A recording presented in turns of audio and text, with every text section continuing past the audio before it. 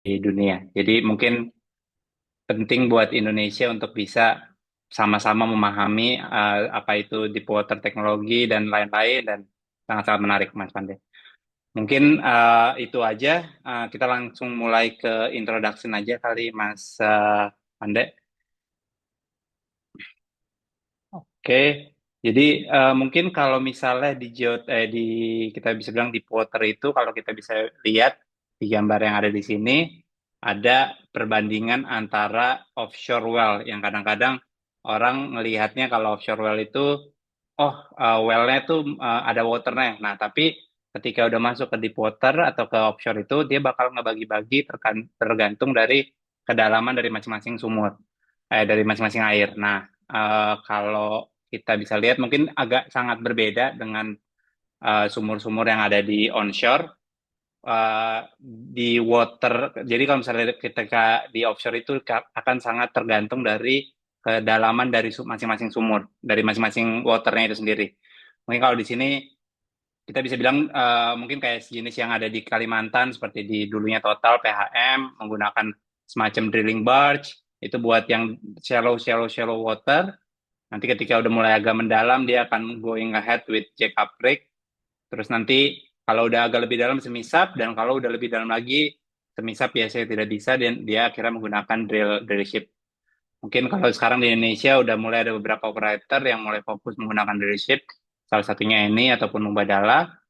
Nah, ketika kita memiliki kedalaman air yang berbeda-beda, ini akan menciptakan sebuah implication dari pressure yang berbeda dibandingin dari pada onshore well yang mungkin cukup standar. Nah, nanti kita bisa lihat implikasinya itu di well design-nya itu nggak bakal sama. Akan sangat-sangat berbeda antara onshore, offshore, ataupun yang apalagi yang deep water. Mungkin bisa langsung next slide, Mas. Oke, jadi kalau dari challenges dari drilling window-nya itu sendiri, kalau bisa dilihat, ini perbandingan antara land water well sama land atau shallow water well dan deep water well. Kalau bisa dilihat di yang sebelah kiri itu, kita bisa lihat fracture dan pore pressure itu dimulai dari atas sama, dan nantinya mud column, nanti dari mud engineer pasti akan mendefine mud column-nya itu akan mengikuti dari fracture dan pore pressure. Nah, ketika di deep water well ada hal yang cukup berbeda karena pore pressure dan fracture pressure-nya itu dianggap sama itu ketika di bawah seabed. Jadi dari seabed ke bawah itu baru mulailah mirip dengan land shallow water, tapi di bagian atasnya itu tetap harus dikonsider dengan adanya si fluid column-nya itu sendiri. Nah, dengan adanya hal berbeda ini di antara keduanya itu, dia menciptakan fracture gradient antara fracture pressure sama pore pressure itu berbeda. Yang mana nantinya ada perbedaan-perbedaan ketika kita akan mengapply si siapa namanya si casingnya untuk bisa lebih dalam kita bisa bilang karena fracture gradientnya itu sangat-sangat tipis. Mungkin next, Mas Pandai. Nah, ini mungkin gambarannya ya. Kalau bisa dilihat ada 4 contoh. Kita contoh pertama itu kita bisa bilang ini buat onshore well, yang mana kalau bisa dilihat di garis merahnya itu ini adalah perbedaan margin dari faktor pressure. Biasanya kita setting up berapa banyak sih jenis casing yang perlu dimasukkan di well itu bakal dilihat di garis merah ini. Kalau bisa dilihat kan ada satu garis vertikal, 2, 3, dan 4.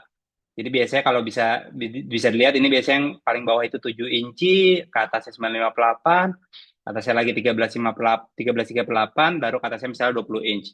Jadi sangat-sangat straightforward ya, 20, 13, 9, baru 7. Itu straightforward buat biasanya onshore wells. Terus nanti kalau misalnya udah mulai agak ada water, uh, ketika drillingnya mulai lebih tipis lagi, kita itu harus mengeset poin-poinnya itu lebih dalam lagi. Nah, yang kedua itu contohnya lebih agak sedikit dalam dan dia memiliki 5 poin casing design. Nah, kenapa set casing desainnya ini harus seperti ini? Karena ini tergantung daripada mud column yang ada. Karena mud column-nya itu harus selalu berubah ketika kita meng-apply atau mendrilling kedalaman yang berbeda. Jadi misalnya kalau misalnya kita drill di bagian yang 7 inci, itu biasanya mat column-nya lebih berat daripada kita ngedrill di bagian 13-38. Kenapa kita nggak bisa menggunakan 7 inci mat column yang sama terus di 7 inci? Yang masalah kalau kita samakan misalnya 7 inci dengan yang 13-38, nanti fracture gradiennya itu akan terlewati, akhirnya bisa terjadi namanya fracture di si si kita bisa bilang di pore-nya itu, akhirnya bisa gagal drillingnya, akhirnya loss banyak. Nah, akhirnya kita harus set lebih banyak. Nah, ini lebih ke kanan lagi bisa dilihat menambah 1, 2, 3, 4, 5. Terus yang paling dalam itu bisa sampai 6, 7, tergantung dari lama-lama berapa ketipisan dari si faktor dari si pressure gradients-nya ini. Nah, biasanya ini berarti harus banyak casing seats. Jadi kita harus dudukin casingnya itu lebih di tempat-tempat yang berbeda, entah itu dengan drilling liner ataupun dengan production liner ataupun conductor casing. Nah, akhirnya ketika kita memiliki banyaknya margin ini, mungkin kita bisa next, Mas Pandey. Nah, kalau di sini ini basisnya dari referensi itu API RP96. Nanti akan sedikit dijelaskan dengan apa itu API RP96. Tapi konsepnya sebelah kiri bisa dilihat kalau misalnya standar onshore well atau shallow water well itu dia clearance-nya cukup gede gitu. Jadi mudah untuk kita memasukkan, oke, kita masukin 958, sebelumnya 13, sebelumnya lagi misalnya 20, itu sangat mudah karena range-nya itu, window-nya itu lebih besar daripada kalau dilihat yang sebelah kanan. Sebelah kanan ini tipikal di deep water well. Kalau bisa dilihat, dia sangat-sangat tipis antara OD utamanya, pertamanya, sampai OD terakhirnya. Karena kalau bisa dilihat di sini, kita targetin OD terakhirnya itu sama ya. Di bulatan paling kecilnya itu sama, tapi kita memiliki casing seats yang lebih. Nah, indikasinya itu kita harus memiliki, kita bisa bilang pipanya itu bisa dimasukkan ke pipa yang lain.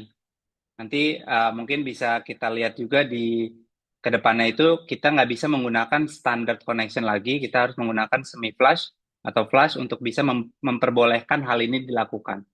Mungkin bisa next slide, Mas Ande. Nah, mungkin ini salah satu contoh aja, yang di kiri itu yang warna biru itu Tenaris Blue, itu standar untuk kita bisa bilang connection yang paling umum. Dia menggunakan thread and couple. Jadi ketika clearance-nya itu besar seperti yang tadi ya, nggak senarrow yang di Potter, kita bisa menggunakan blue di setiap ataupun thread and couple di setiap poin dari casing seats. Tapi ketika kita lihat yang tadi, yang dia sangat-sangat tipis drilling window-nya dan butuh banyak casing seat, ketika kita masukkan misalnya 13/3/8, terkadang 13/58 katakan contohnya, terkadang drilling butuh memasukkan liner, misalnya 11/3/4 sebelum ke 9/5/8.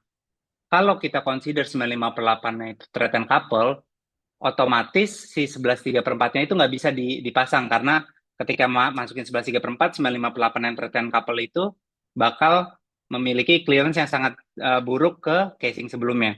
Otomatis kita tidak bisa menggunakan thread and couple lagi. Nah, kalau bisa dilihat di sini ada option-option, kalau misalnya di market itu kita sebut flush atau semi flush connection. Di mana kalau bisa dilihat connection-nya cukup berbeda ya. Kalau yang thread and couple itu dia punya coupling sendiri, jadi dia pipa digabung couplingnya cukup tebal, digabung lagi pipa. Nah, ketika kita nggak bisa menggunakan thread and couple ini, kita masuk ke semi flush yang mana dia itu pipanya itu langsung ada box-nya itu sendiri.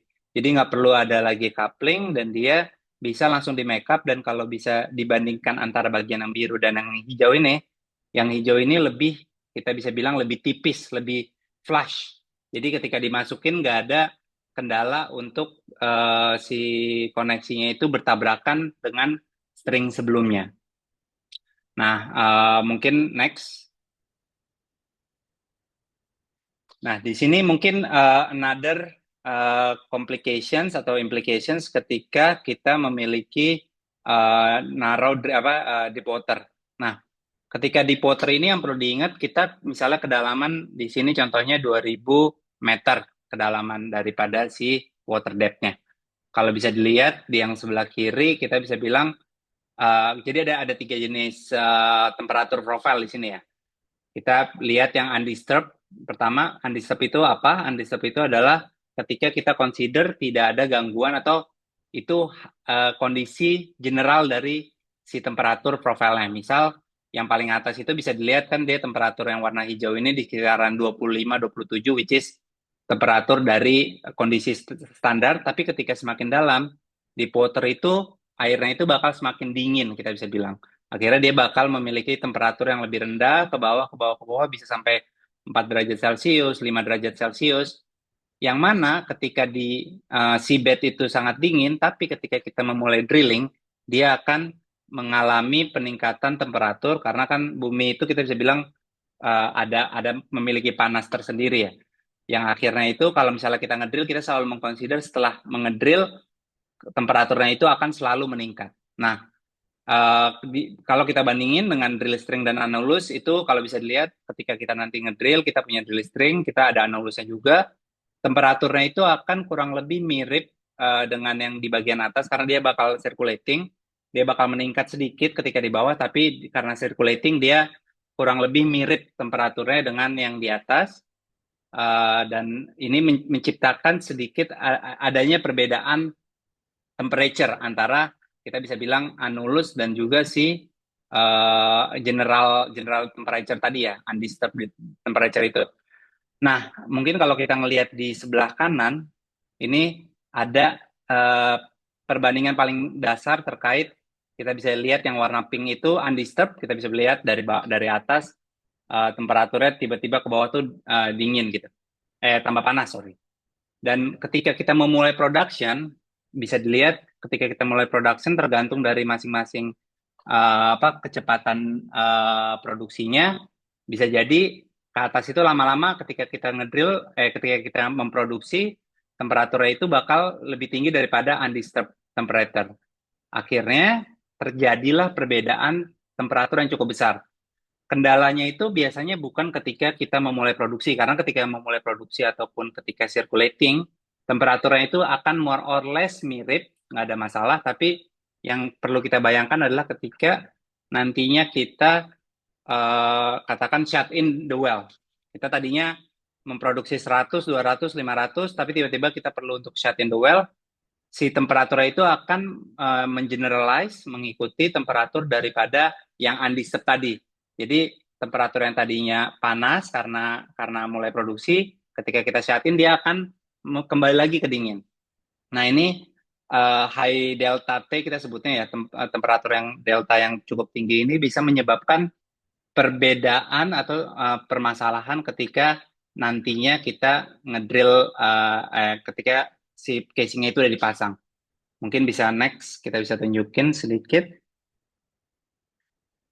Nah, di sini bisa dilihat mungkin konseptualnya kalau di metalurgi ataupun di material engineer itu kita bisa bilang ketika temperatur meningkat, kalau kalau misalnya teman-teman tahu, kita punya misalnya sebuah besi yang panjangnya X, tapi ketika kita berikan temperatur, otomatis temperaturnya itu si besinya itu akan otomatis memanjang.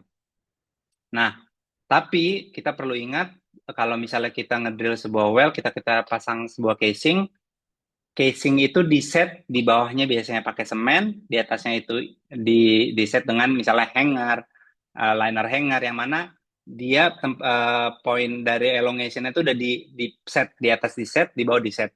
Akhirnya tidak ada pergerakan antara si casing yang mana ini bisa menyebabkan strain yang tinggi di casingnya itu karena di constraint dari semen sama hangernya itu sendiri, akhirnya ada compression strain develop. Nah ini makanya teman-teman biasanya kalau teman-teman drilling itu ada beberapa tools yang dipakai. Biasanya kalau misalnya mau mengconsider challenges di masalah temperatur, biasanya nggak bisa menggunakan standar stress check, tapi udah mulai harus menggunakan wellcat untuk bisa mendevelop bagaimana kalau misalnya stringnya itu terkena temperatur yang berbeda-beda. Nah, implikasi di sini kita perlu melihat apa itu thermal derating ketika temperaturnya panas, apakah si pipanya itu akan lebih melemah, apakah nanti compressionnya tinggi, terus kita harus mulai menganalisis APB ya, annular pressure build up karenanya adanya perbedaan suhu, annular pressure build up itu bisa terjadi, menciptakan kolaps ataupun compression load daripada si pipanya itu sendiri. Nah, mungkin teman-teman di sini kalau misalnya nanti ada pertanyaan langsung dari masing-masing slide, mungkin langsung aja bisa diangkat tangannya, di notice ke sini dan kita mungkin bisa langsung berdiskusi ya. Cuman kalau mau sekarang langsung tanya boleh atau nanti pas di akhir. Cuman more or less konsepnya untuk si casing ini ada beberapa poin ya tadi ya. Kita naruh drilling window, compression harus dikuatin, collapse-nya itu bakal terpengaruh dengan adanya delta T yang tinggi, EPB. Nah, ini beberapa calculation standar untuk berapa sih thermal elongation, thermal stress yang tercipta ketika kita menahan pipanya itu karena tidak bisa dia tertahan di atas, tertahan di bawah, tidak bisa memanjang, akhirnya dia itu akan menciptakan compression-nya itu di all body dari pipanya itu sendiri. Nah, itu harus diingat dan makanya nanti perlu adanya compression load yang tepat juga dari masing-masing connection-nya itu sendiri. Mungkin itu buat yang bagian ini, Mas. Next. Oke, jadi kalau misalnya di deep water itu sendiri, tadi ada sedikit ya, loads-nya itu burst. Ini burst mungkin sangat-sangat straight point. Mungkin poin yang cukup penting untuk diperhatikan, biasanya itu collapse dan compression. Nanti mungkin teman-teman kalau misalnya ada bermain di deep water, akan ngelihat connection-connection yang memiliki compression tinggi, grades pipa yang mungkin aneh, biasanya ngedenger P110 tiba-tiba denger ada di belakangnya HC misalnya, TN 110 HC misalnya. Itu high collapse ketika seperti yang tadi disebutin, kalau misalnya si temperatur yang tadi itu bisa menciptakan APB-nya bisa tinggi dan akhirnya collapse load-nya bisa tinggi. Mungkin next. Nah, jadi mungkin teman-teman baru dengar nih kata-kata API RP96 buat casing. Sebenarnya bukan buat casing, ini buat general well design. Jadi API itu mungkin teman-teman pernah mendengar case Macondo, Macondo di Macondo di US, Gulf of Mexico, yang mana terjadi failure yang sangat parah, yang adanya korban jiwa dan akhirnya kotor di lingkungan.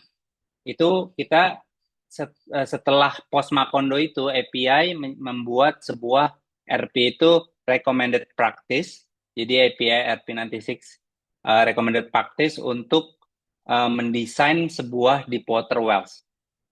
Untuk dijelasin di sini mungkin cukup panjang ya, cuman ada poin penting yang di point out di API RP96 ini adalah survival loads. Jadi survival loads ini memiliki kayak impact ke tubular untuk mendesainnya itu lebih berhati-hati. Biasanya kalau misalnya API itu meminta untuk adanya second barrier, third barrier untuk bisa menjamin tidak adanya kejadian seperti Macondo sebelumnya.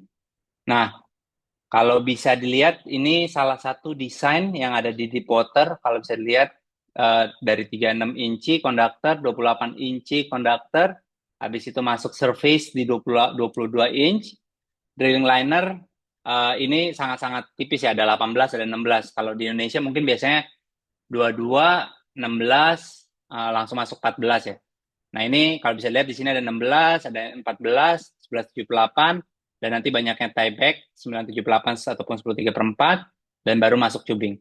Nah, di API RP96 ini mendefine beberapa loads, survival loads yang harus diperhatikan, seperti misalnya burst. Nah, ini biasanya dia bakal mengadop heavier tieback. Nah, kalau teman-teman belum pernah bermain di deep water, biasanya tuh mungkin paling standar itu 13/3/8. Tapi di sini kalau di deep water, biasanya kita udah mulai bermain ke bahkan OD ini 13/5/8 ataupun 14 inci ini, kita bisa bilang nggak ada di API. Mungkin kalau teman-teman mengetahui API 5 City, itu nggak ada di API. Jadi 13/5/8 atau 14 inci ini desain tersendiri yang dimiliki oleh masing-masing end user, yang mana nanti manufakturer akan membuat sesuai dengan kebutuhannya. Terus kayak tadi misalnya biasanya pakai 16 inch, tapi kadang-kadang 16 inch pun nggak cukup. Mereka akan mengconsider sedikit lebih besar, 16,15, 16,04. Itu case by case, tapi it happens ketika ada masalah burst ataupun nanti di collapse sama collapse itu. Jadi kalau burst itu mostly terjadi di atas, jadi dari tengah ke atas itu biasa lebih ke burst, dari tengah ke bawah lebih ke collapse karena column of water dari anulusnya itu bakal sangat-sangat memberikan pressure ke bawah, sedangkan kalau misalnya burst itu lebih ke ketika production dia bakal memiliki pressure burst yang lebih tinggi di atas karena tidak adanya beban collapse dari anulus pressure-nya itu sendiri. Nah, collapse itu sama kita menggunakan kadang-kadang 16,4, 16,15 tergantung dari masing-masing sumur, setiap sumur berbeda. Terus mungkin nanti teman-teman juga mulai melihat ada tiba-tiba kok ada string 14 inch ya, padahal nggak pernah ngeliat di market sebelumnya. Mungkin di Indonesia sendiri bisa dilihat di beberapa tahun belakangan kita ada diskusi bersama end user, beberapa end user, dan salah satu suggestion yang kita sampaikan ke end user mostly untuk mengconsider instead of having ya ada pertanyaan atau oke. Uh, Mungkin ada ya. Jadi kalau di Potter sendiri mungkin udah mulai ada sekarang kedepannya ini mungkin teman-teman melihat di Andaman ataupun di Kalimantan akan ada beberapa size yang cukup unik, which is 14 inci.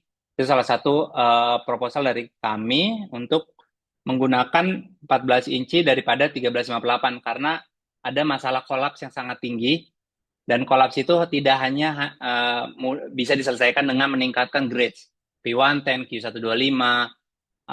Dengan meningkatkan grades itu belum tentu membantu kolaps. Nanti kita bakal jelasin kenapa. Terus kita juga biasanya menggunakan long string buat kontrol APB, tapi tergantung dari weight-nya, karena kadang-kadang kalau misalnya kita 14 inch dari atas ke bawah, itu beratnya itu bisa sampai 50%, 30-50% lebih berat daripada standar 1338 ataupun 1358. Akhirnya kadang-kadang ada limited weight ketika running, makanya kadang-kadang nanti bisa dilihat juga, kadang-kadang bakal ada mix up between 14, 1358. Terus di bawahnya juga kita bakal punya higher collapse kebutuhan di 11.3/4 sama 11.78. Pada akhirnya ini mungkin unlikely to happen, kebutuhan collapse di 11.3/4 sama 11.78 karena biasanya hanya untuk drilling liner. Jadi case by case kembali lagi. Dan mungkin poin yang paling penting di sini salah satunya itu connection. Again kayak tadi karena ada yang delta T yang cukup tinggi, compression requirement dari connection-nya itu sangat-sangat important. Jadi jangan sampai ketika kita menggunakan connection yang memiliki compression yang rendah, ketika terjadi delta T, dia bisa terjadi failure ketika terkena compression tadi ya. Tiba-tiba temperaturnya panas, pipa elongate, tidak bisa elongate, dan akhirnya dia bisa failure. Ini biasanya bisa dilihat di stress check, wellcat, untuk bisa memastikan flow-nya seperti apa. Mungkin next. Bang Fahmi, ada pertanyaan Yes, nih dari boleh. Pak Rajin Marwanto. Boleh, Pak Rajin Marwanto mungkin boleh open mic kalau mau, Pak. boleh. Izin Mas Fahmi, Siap, Mas Eh, Rajin. ya izin Mas izin bertanya. Tadi kan ada penjelasan tentang flash semi flash connection ya Mas. Yes. Di sini apa sih Mas yang jadi kelebihan dan kekurangan mengapa dipakai flash semi flash nih Mas? Dan spesifikasinya seperti apa Mas gitu Mas? Oke. Good point banget. Mungkin balik sedikit Mas ke gambar yang tadi ada gambar uh, 7 ya tadi yang ada gambar connection. Slide. Nah ini, mungkin that's a really good point. Mungkin tadi saya lupa menjelaskan sedikit. Jadi kalau thread and couple itu diciptakan sebenarnya itu untuk memiliki kekuatan sama persis compression tension itu sama persis dengan pipe body. Jadi misalnya kita bisa bilang pipe body kekuatannya 100, si connection-nya itu memiliki kekuatan tension ataupun compression sebesar 100 juga. Jadi kita bermain dengan ketebalan daripada si connection-nya itu sendiri untuk bisa menciptakan kekuatan 100% connection. Namun, ketika ada kebutuhan dari end user, ketika kita butuh flash semi flash. Nah, flash semi flash itu kalau bisa dilihat, kita bisa bilang lebih tipis ya. Dia lebih tipis dibandingin thread and couple biasa. Itu yang terjadi itu ketika kita desain, yang terjadi itu ada pengurangan kekuatan dari si pipanya. Jadi memang secara clearance lebih bagus, tapi secara kekuatan tension dan compressionnya itu akan sangat berkurang. Mungkin bisa dilihat kalau misalnya salah satu contoh yang di 523 apa di flash semi flash di sini, mungkin kita bisa bilang sekitar compression atau tensionnya itu sekitaran 50 sampai 60 sampai 70% daripada pipa biasa. Jadi bisa dilihat kalau misalnya ada hal yang perlu dikurangin, which is tension and compression. Makanya kenapa pemilihan compression itu penting. Jangan sampai ketika di run compressionnya itu lebih rendah daripada yang thread and couple, nggak bisa 100% pipe body. Tapi ketika di running sama flash semi flash itu tension compressionnya jadi rendah. Burst collapse-nya mungkin kita bisa bilang sama, karena ketebalannya kurang lebih sama, tapi kekuatan dari tension compression yang di lead sama si kekuatan daripada thread-nya itu sendiri, itu sangat-sangat limited. Nah, kalau di market sendiri, mungkin ada beberapa connection yang memiliki flash semi flash, katakan tensionnya tinggi, tapi compressionnya rendah. Nah, nanti end user itu akan memasukkan di analisis stress check ataupun di Wellcat biasanya, untuk bisa dia akan mengconsider, ini penting banget untuk diconsider, jangan lupa si connection itu sekuat apa. Jadi nanti bakal ditaruh misalnya, oh connectionnya kekuatannya 70%, masih meet dari requirement atau tidak. Jadi itu sih main implication-nya seperti itu, Mas Rajin. Semoga menjawab, atau ada yang perlu lebih clear, Mas Rajin? Berarti Mas di sini flash dan semi flash ini dia tuh lebih tipis daripada yang eh, apa namanya yang pakai couple ini ya Mas gitu ya. Betul, betul. Jadi kalau yang couple ini kita bisa bilang mungkin biasanya nambah Hmm. sekitaran bisa sampai 1 inci mungkin ya dari standar OD-nya ya. Sedangkan Iya. kalau yang flash semi flash ini mungkin nambah OD-nya itu mungkin 2%. Kalau flash itu benar-benar 0% sama persis, Mas Rajin. Oke Mas, terima kasih Mas. Siap. Iya, Pak Rajin, kalau dari completion sih saya kan di kompresi. Kalau flash kadang kita pakai, ini nambahin aja yang penjelasan dari Bang Betul. Fahmi. Untuk bisa biasanya kalau kita eh, punya smart completion, kita mau separate flow-nya, bukan commingle, jadi kita selective production. Ada yang dari tubing, ada yang dari anular. Kita pengen lebih membesarkan yang di anular, kita pakai flash biar ada clearance di anular itu yang untuk meningkatkan produksi. Itu sih tambahan kelebihannya. Good Oke. point. Dan mungkin kalau Mas Pande, kalau tubing mostly karena nggak ada masalah clearance, kecuali yang tadi masalah coming lead itu biasanya pakai thread and couple cukup ya kalau kalau misalnya di deep water sebenarnya kan. Yes, Kalau sir. Mas, betul. Siap. Oke. Oke, thank you Bang Fahmi. Ini Next. belum ada Lanjut. pertanyaan lagi Bang, tapi ini Siap. aku coba mewakili teman-teman aja nih, mungkin pada Boleh. malu-malu nanya. Nah, ini kan tadi dijelaskan tentang burst collapse tension. Ya. Sebenarnya waktu lagi designing atau pemilihan seleksi dari tubular ini, baik untuk drilling maupun completion.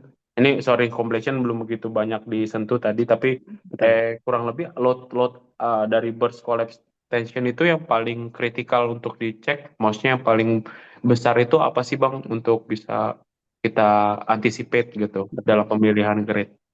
Oke, good question juga Mas Pandey. Jadi kalau di deep water itu yang paling masalah apa? Yang perlu dikonsider itu biasanya kolaps. Kenapa kolaps? Karena kolaps itu nanti failure-nya itu bakal nggak straightforward yielding daripada standar kayak burst. Jadi kalau biasanya itu ketika designer well itu burst itu akan lebih mudah untuk mereka consider ketika mereka menemukan masalah burst, mereka akan meningkatkan semudah meningkatkan yield. Oke, kita tingkatkan yield, kita tingkatkan yieldnya dari misalnya dari T95 dari LAT ke T95 atau dari T95 ke P110. Karena burstnya itu akan mengikuti kekuatannya itu sendiri. Karena rumus dari burst itu dia theoretical, benar-benar dari D-nya berapa, diameter berapa, wall thickness-nya berapa, while collapse itu akan sangat-sangat tergantung dari beda-beda besarnya daripada pipa. Mungkin sedikit kalau buat pemilihan kayak misalnya tubing itu akan lebih simplify karena biasanya collapse-nya itu bisa mengikuti theoretical approach. Jadi calculation-nya itu bakal yielding. Dan yang paling masalah itu nanti ketika pemilihan pipa-pipa lebih besar. Nanti kita bisa lihat sebagaimana masalah daripada si grade ini nggak bisa terlalu membantu kolaps. Apa sih yang bisa membantu kolaps? Nanti kita bakal menunjukkan lebih lanjut. Tapi that's basically the concept, Mas Pande. Thank you Bang Fahmi. Siap. Kita lanjut lagi. Oke, next. Nah ini mungkin tambahan sedikit aja. Kembali lagi survival design the consideration-nya ini ada axial force yang harus di consider. Nah, ini untuk threaded connection-nya itu buat di oil and gas biasanya penting untuk at least di tubing dan production casing ataupun mungkin intermediate setelah production casing itu memiliki metal to metal seal karena jangan sampai ada kebocoran ke anular yang bisa menyebabkan failure. Yang mana nanti bisa menyebabkan high pressure build up di anularnya. Terus mungkin kalau credit connection-nya itu kalau di deep water itu yang kita selalu ingatkan ke end user adalah important dari field experience yang sangat-sangat banyak. Kenapa? Karena ini menjadi fit basis daripada apakah connection-nya itu ataupun si pipanya itu baik untuk kondisi sumur tersebut. Jadi kalau di API RP96 itu dia menyatakan kalau misalnya it's okay untuk mengconsider API 5C5, which is API 5C5 ini mungkin another standard. Sebenarnya banyak banget standar, mungkin mohon maaf nih bakal agak sedikit bingung, nanti kita bisa discuss lebih detail lagi. Cuman salah satu standar API 5C5 itu adalah untuk mengetes connection daripada si pipanya itu sendiri, tadi yang flush, semi flush atau thread and couple itu tesnya itu di API 5C5. Nah, terkadang agak tricky kita bisa bilang kalau yang API versi 5 ini karena API versi 5 ini terkadang mungkin kalau misalnya buat manufacturing yang ternama ya, kita bisa bilang yang ternama itu untuk qualification-nya bisa dibilang jujur gitu untuk melakukan tesnya. Tapi yang agak tricky di qualification ini adalah qualification ini hanya dilakukan dengan connection design, dengan manufacturing dan makeup tolerance yang sudah ada. Jadi manufacturer bakal memprepare samples-nya itu udah di-define toleransinya seperti apa, manufacturing seperti apa. Tapi yang permasalahannya itu bukan cuma ketika di-define di awal ketika melakukan tes, tapi terkadang ketika nanti udah dibikin buat misalnya tiba-tiba end user membutuhkan material, manufacturer bilang udah tested ke IPFFC5, tapi ketika dikirim ternyata kontrol dari toleransinya itu nggak sesuai dengan kontrol toleransi yang sebelumnya dibikin ketika dites. Akhirnya itu bisa menyebabkan kita bisa bilang kegagalan ya dari material. Jadi mengapa kalau dari kami 5C5 penting, tes 5C5, tapi salah satu yang lebih penting lagi itu adalah field experience. Apakah si manufakturnya itu memiliki quality yang baik, memiliki standar yang baik untuk memastikan akan selalu sama gitu pipanya. Nggak akan ada perbedaan toleransi yang besar. Itu mungkin salah satu poin yang penting di thread and couple atau threaded connections. Mungkin itu next.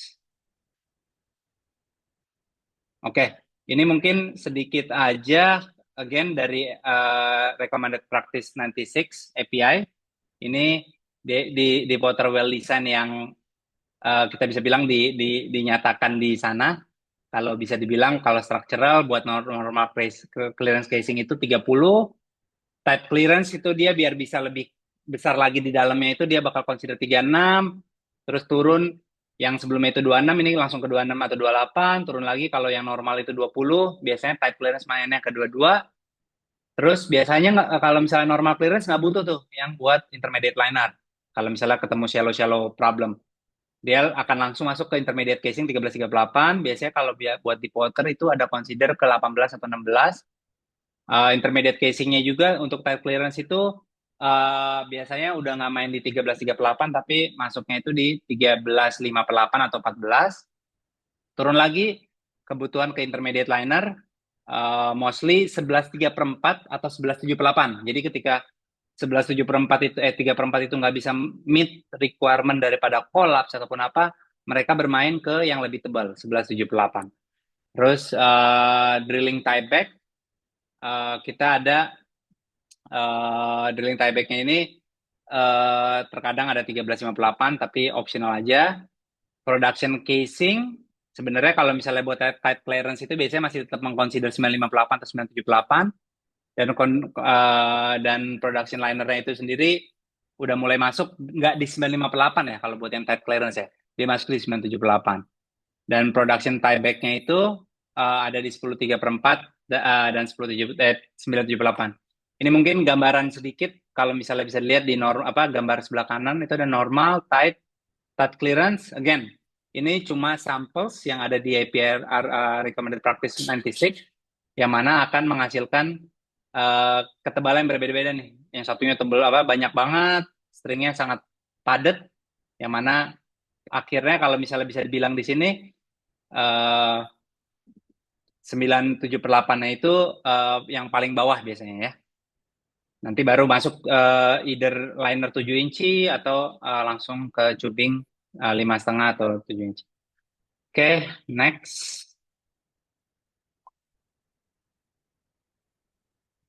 Oke, ini mungkin kembali lagi ya, ketika ngelakuin desain daripada sumur, end user biasanya memiliki reference ataupun approach masing-masing. Ada yang suka menggunakan long string, ada yang suka menggunakan liner. Nah, biasanya sebenarnya itu yang the best untuk installation procedure tuh buat paling gampang itu sebenarnya long string. Tapi again, permasalahan long string ini nanti bakal bermasalah ketika cementing. Kadang-kadang cementingnya hasilnya tidak baik dan lain-lain, terus akhirnya muncul low circulation karena pressure dari cementingnya sangat tinggi. Nah, makanya kalau misalnya di deep water well design, mostly teman-teman tuh ngelihat lebih banyak desainer itu prefer untuk menggunakan liner. Karena liner itu walaupun kita bisa bilang secara running dan lain-lain lebih mahal, karena beberapa step dilakukan dibandingin sama long string, tapi dia lebih safe untuk menjamin cementingnya bakal oke dan lain-lain. Nah ini kembali lagi resiko-resiko tersebut nanti desainer dari well itu bakal melihat, biasanya bakal mendefine setelah punya confidence lebih apakah akan go ahead dengan long string atau go ahead dengan liner. Tapi di market saat ini mungkin mostly looking for the safest options, going ahead with liner atau liner plus tieback ketika dibutuhkan string yang lebih panjang ke atas. Oke, next.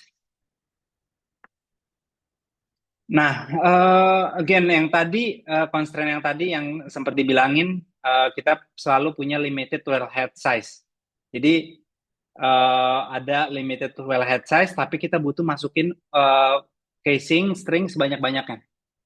Macam-macam casing string harus dimasukin banyak-banyaknya, makanya tadi kita perlu menggunakan, kita nggak bisa keep making the hole bigger ke 42 inch, ke 50 inch yang dari konduktornya, tapi kita punya constraint di wellhead yang mana akhirnya desainer itu harus mendefine bagaimana cara bisa memasukkan masing-masing string itu dengan adanya tadi yang flush semi flush ya. Terus ada juga constraint itu high collapse condition. Again, salah satu yang paling sulit untuk diselesaikan itu masalah collapse. Nanti kita bisa lihat setelah ini collapse itu seperti apa. Nah, terus mungkin solusinya tadi ya, flush semi flush, high strength steel grades. Again, high strength steel grades could help, tapi in collapse basis mungkin agak sedikit sulit untuk bisa hanya mengandalkan kekuatan yang lebih tinggi. Nah, terus terkadang end user itu mendesain sesuatu yang lebih besar seperti 14 inci casing untuk meningkatkan collapse resistance daripada 1358. 1178 instead of 11.3/4 ketika ada permasalahan, 978 instead of 958. Ini biasanya solution untuk mostly menyelesaikan collapse. Karena ketika collapse-nya terselesaikan, biasanya burst-nya itu following. Untuk kekuatannya ketika collapse-nya tercapai kuat, burst-nya itu biasanya lebih kuat lagi gitu. Makanya kenapa collapse itu biasanya jadi driving factor dari designing si grades-nya itu sendiri. Mungkin next. Nah, ini bisa dilihat collapse strategi geometri. Mungkin bisa dilihat kalau ini contoh standar 13/3/8 yang biasa dipakai di standar well. Driftnya itu 12,25 buat nantinya dimasukin bore yang ukurannya 12,25. Nah, kalau bisa dilihat, ini ada perbandingan beberapa grades. Mungkin kita ada 4 jenis ya. Yang satunya itu 13/38, 13/58, 14 inch, 14 inch. Nah, bisa dilihat yang 13/38 ini salah satu contoh aja ya untuk konsep collapse ya. Warna hijau dan warna biru itu ada peningkatan dari T110 ke Q125. Yang mana kekuatan 110 minimum yield strength itu meningkat jadi minimum yield strength-nya 125. Meningkat sekitaran mungkin 10% ya. Tapi bisa dilihat di sini collapse pressure ratings-nya itu sama, mirip gitu. Padahal udah ditingkatkan kekuatannya sebanyak 10% atau 5%, tapi tidak meningkatkan collapse pressure rating. Kenapa? Ini nanti bakal saya jelaskan di bagian selanjutnya. Tapi konseptual pada akhirnya ketika permasalahan ini ditemukan oleh desainer, mereka akan mencoba mencari cara untuk bisa meningkatkan collapse-nya. Apa yang dilakukan? Mungkin agak diklik sekali. Nah, jadi driftnya itu harus tetap ditahan. Ketika desain, driftnya itu harus sama, 12,25. Kita nggak bisa tuh dengan 13/38, ya udah kita tebelin lagi aja. Akhirnya kalau tebel ke dalam, driftnya itu akan menurun. Designer Wells bakal berpikir untuk gimana caranya untuk menebalkan tapi nggak ke dalam, karena driftnya bakal bermasalah. Designer Well akan bikin gimana caranya untuk menebalkan keluar. Salah satu contoh yang terjadi adalah 13/58. Jadi pipanya tebelin dengan mengkeep driftnya itu lebih sama dengan sebelumnya. Kalau bisa lihat kekuatannya itu meningkat daripada 13/38 ke 13/58, kita bisa bilang mungkin sekitaran 60% kekuatannya. Next lagi. Nah, ketika 13/58 juga nggak bisa, kembali lagi, desainer Wells itu nggak bisa mengecilkan drift, nggak bisa menebalkan pipanya itu ke dalam. Tapi yang dilakukan adalah menebalkan keluar.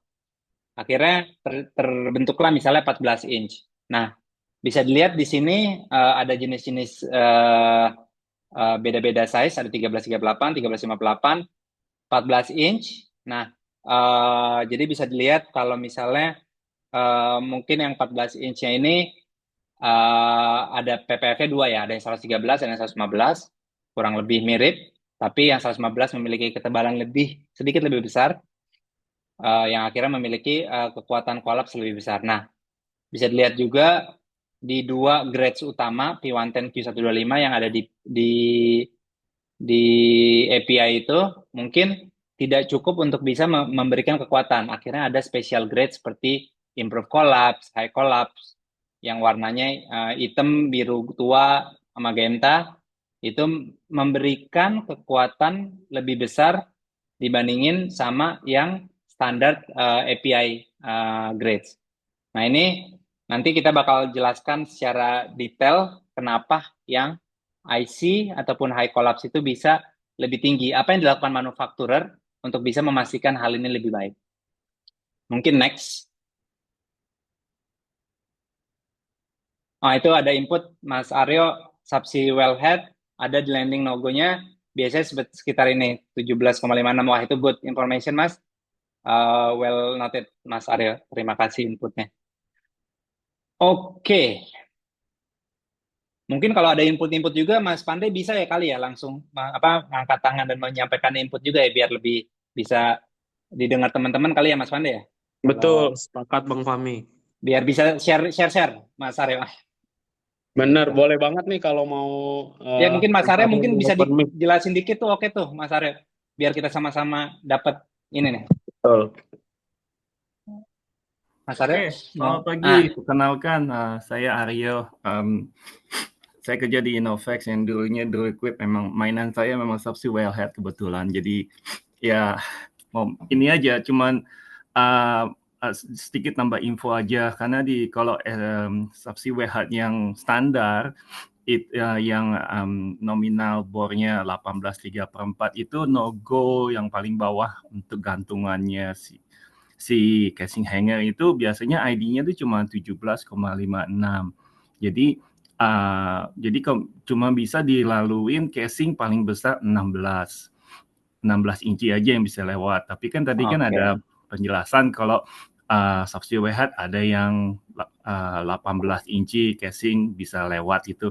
Nah, itu kita harus pakai subsea wellhead yang lebih besar yang biasanya disebutnya tipe big bore. Itu nominalnya itu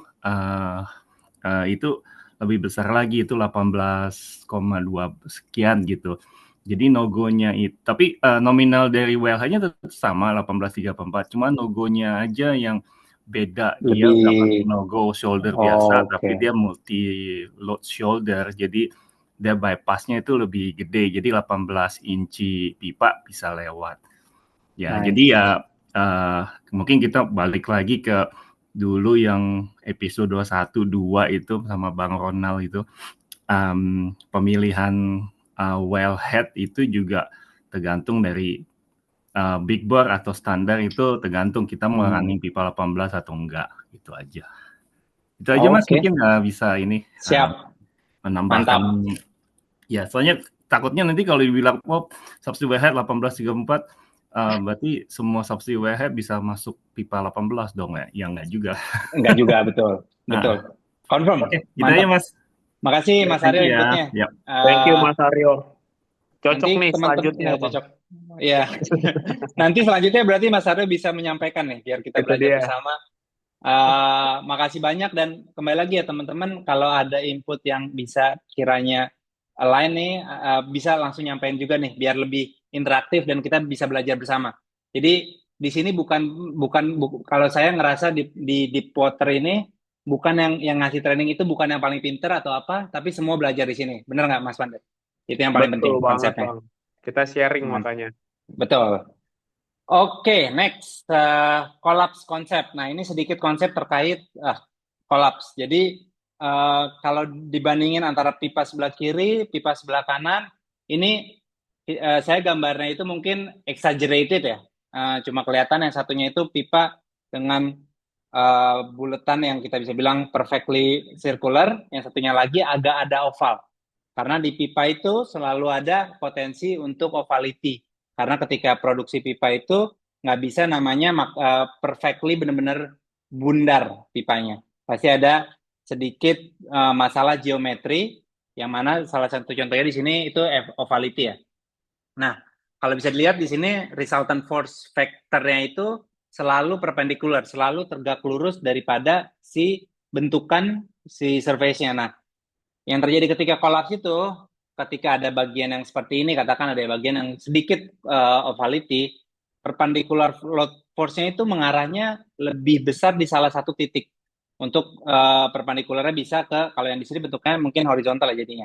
Si pipanya itu ketika udah terkena resultant force, akhirnya dia menambah, akhirnya dia berbentuknya oval, dan akhirnya ketika di pressure lagi dia bisa lebih mudah untuk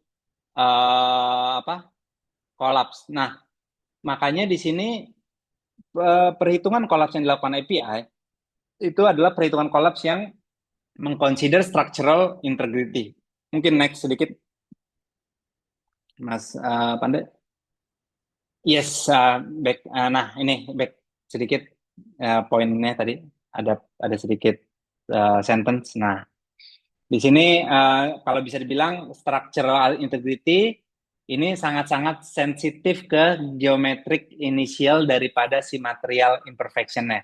Apakah dia bisa dibilang agak oval, apakah pipanya itu eccentricity-nya kurang, kayak misalnya eccentricity-nya buruk, dia akan menyerang di satu tempat. Nah, makanya kolaps itu sangat sulit untuk bisa didekatkan dengan approach theoretical. Jadi approach theoretical itu sangat-sangat sulit untuk bisa mendefine, oh dengan kekuatan OD-nya sekian, wall thickness-nya sekian, yield strength-nya sekian, kekuatannya sekian. Beda sama burst. Ketika kita tahu OD-nya, kita tahu yield-nya, kita tahu wall thickness-nya, kekuatannya, kita bisa define burst-nya X.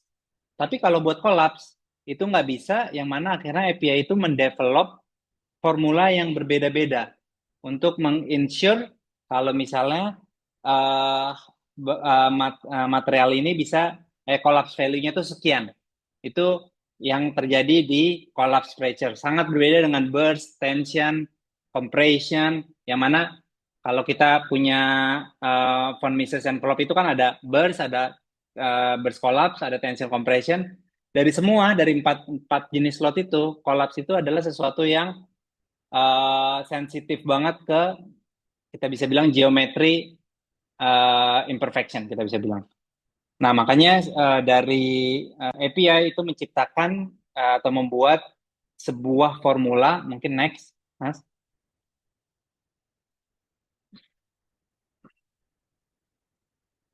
Oke. Nah, di sini jadi di API itu ada 4 jenis formula. Ini API-nya, kalau ini ada standar lagi nih baru nih, API 5. Tadi kan ada 5C5. Nah, ini 5C3, 5C3. Nah, ini API 5C3 ini untuk mendefine semua formula-formula biasanya berhubungan sama tubular. Kekuatannya seperti apa, burst-nya kalkulasinya seperti apa. Itu terbentuk semua di API 5C3 ini. Nah, kalau misalnya kita bisa bilang kayak tadi ya, collapse sama burst sangat-sangat berbeda, dan collapse itu lebih lebih difficult untuk dimodel secara teoritis karena banyak faktor-faktor dan complexity yang ada. Apalagi sebenarnya apalagi di imperfect pipe sama, mungkin bukan thick wall, ini bukan thick wall, tapi di OD yang besar. Kalau di wall-nya thick itu malah lebih bagus. Ini ketukar, harusnya di OD yang lebih besar. Nah, kalau burst itu bisa dilakukan dengan kalkulasi yang tadi, dengan cuma tahu OD-nya berapa, wall thickness-nya berapa, yield-nya berapa. Burst nggak bisa.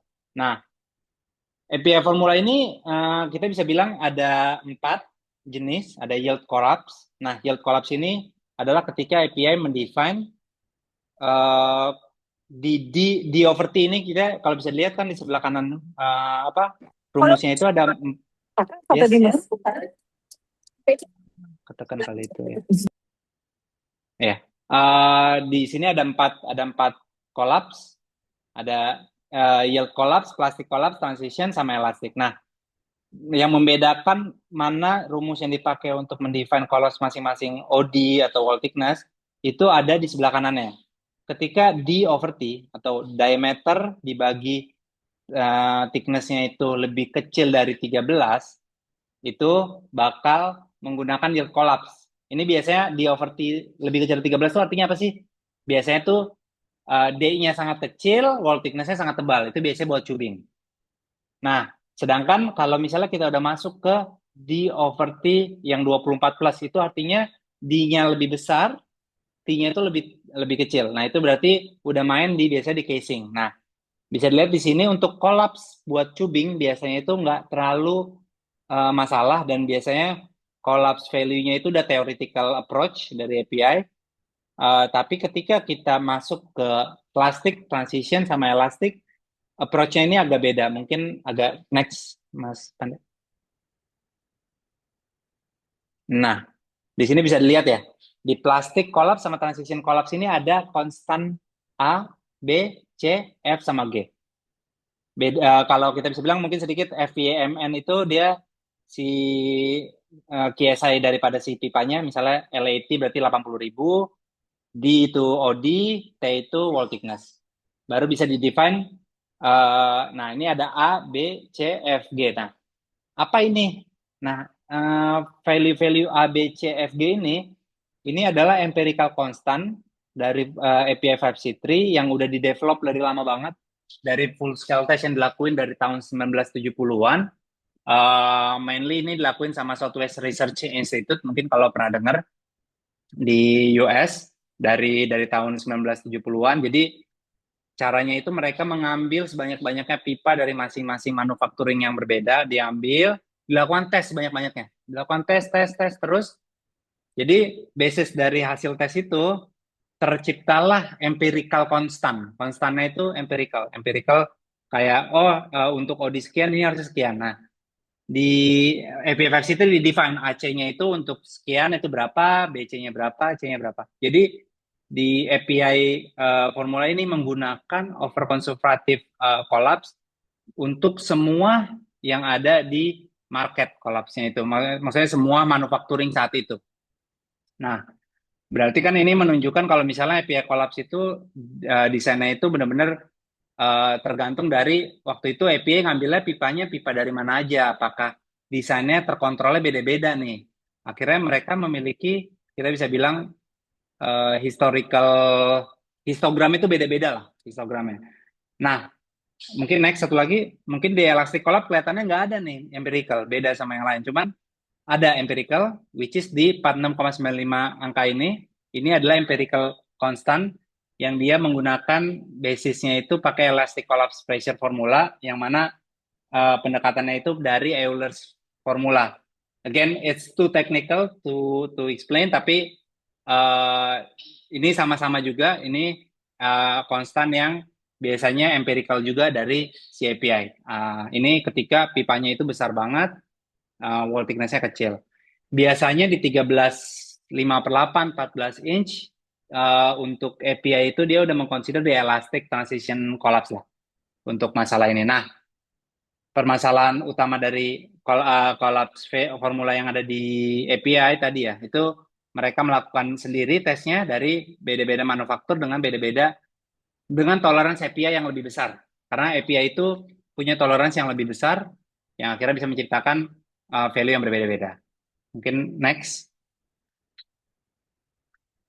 Bang Fahmi, untuk Yes. menghidupkan suasana dulu nih pertanyaan. Siap, boleh. Ini kan ada collapse calculation yang tadi dibilang dari API. Yes. Aku mau nanya, apakah pernah Bang Fahmi tahu atau enggak nih? Selama ini kan kalau untuk desain ini kan yang tadi dibilang sama Bang Fahmi, kita mostly pakai stress check, atau untuk tubing bisa kita pakai Wellcat dan kawan-kawannya lah, Betul. produk-produk lain. Apakah software ini tuh udah consider kalkulasi dan formula yang ada yang ditampilkan di layar sekarang, atau mereka pakai yang lebih more konservatif atau seperti apa, Bang? That's a good question. Oke, jadi buat stress check itu kalau teman-teman pernah pakai stress check itu ada option di stress check itu. Jadi stress check itu by standard, by general dia akan menggunakan formula dari API. Dia akan menggunakan 4 formula ini. Jadi mereka akan mendefine langsung collapse-nya itu sekian. But buat stress check itu ada diperbolehkan untuk menginput salah satu jenis grades. Jadi kalau tadi kita ngelihat ada yang improve collapse grade, ada high collapse grades, itu bisa diinput dengan angka yang diberikan oleh manufaktur masing-masing. Jadi misalnya dari ENI, dari end user itu menanyakan ke kami, punya nggak grades yang memiliki collapse sekian. Nah, nanti kita akan coba research, kita akan menyampaikan, oh kita punya collapse sekian. Nah, nanti di stress check atau Wellcat itu, dia bisa memasukkan angka dari si collapse-nya itu langsung secara angka. Misalnya kita bilang, oh ini collapse-nya 5.000 PSI, langsung bisa dimasukkan secara angka. Kemarin juga sempat diskusi sedikit sama mungkin salah satunya Bang Sam waktu itu untuk memasukkan salah satu angka di stress check itu ada namanya tuh special grades, Bang Pande. Jadi bisa dimasukin di situ. Gitu. Oke, thank you Bang Fahmi. Tadi Mas Aryo angkat tangan kayaknya. Oh, mangga Mas Aryo. Iya kebetulan yang mau saya tanyakan sama Bang Pandi. Oh, sama. Terima kasih. Siap. Ya, Kasih, itu Pak pokoknya bisa dimasukin dan kebetulan kalau saya kalau misalnya nanti ada pertanyaan, biasanya tuh kalau belum biasa masukin di special grade biasanya bingung masukinnya di mana, karena emang kalau di stressnya kan tampilannya agak, kita bisa bilang agak old style ya. Jadi kalau secara UI-nya mungkin nggak terlalu UX-nya, user experience-nya kurang oke gitu. Tapi kalau nanti ada pertanyaan nggak apa-apa, bisa discuss sama saya. Nanti kita bisa pilih poin di mana bisa masukin si facial grades-nya itu. Oke, next. Nah, ini mungkin direct statistical approach yang dilakuin oleh masing-masing manufaktur. Contohnya ini mungkin simple contoh aja dari Tenaris. Itu kita instead of menggunakan, jadi kita develop collapse grade kita sendiri misalnya, dan kita akan mendefine tolerance yang kita percaya akan mengimprove collapse daripada si materialnya itu. Nah, ketika kita melakukan hal ini, kita akan melakukan approach histogram, direct statistical approach-nya ini, untuk bisa kita define. Oh, setelah kita melakukan tes sekian, kita itu bisa mendapatkan kolapsnya itu sekian dari tes yang kita lakukan. Dan kolapsnya itu setelah kita lakukan tes ternyata lebih tinggi daripada API.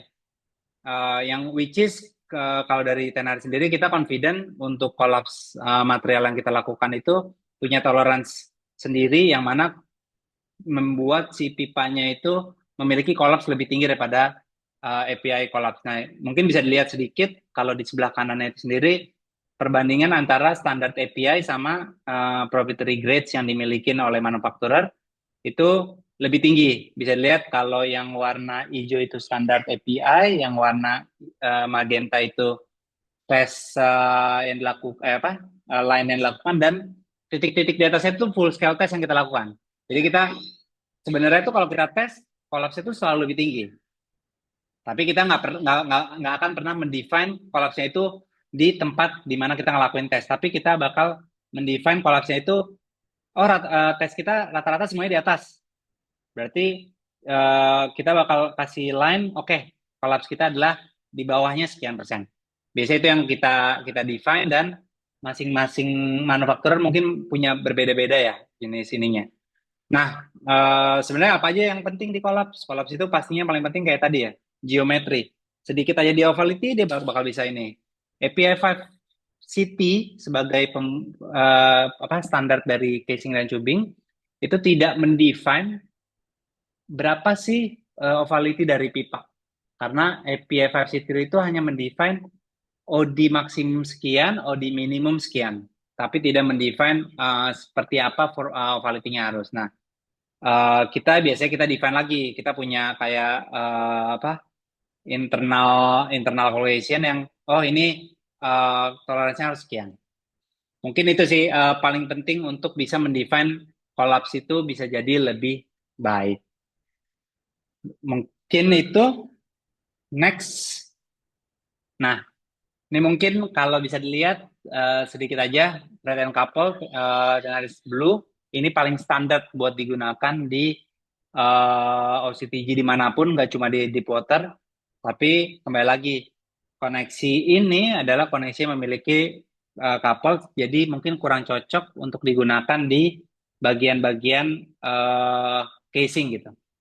Nah, mungkin yang menarik di sebelah kanan nih ya, di sebelah kanan ini ada gambar kita sebutnya von Mises envelope.